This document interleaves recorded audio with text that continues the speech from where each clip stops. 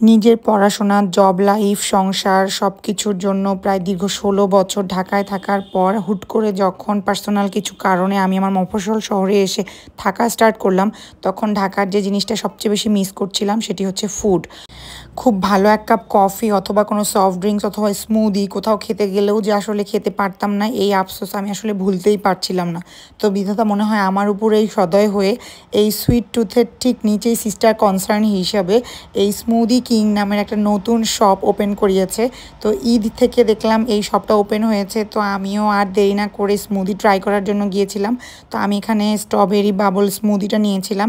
As usual ঢাকার মতন test না হলেও একেবারেই খারাপ না, তো আমার কাছে মোটামুটি ভালোই লেগেছিল।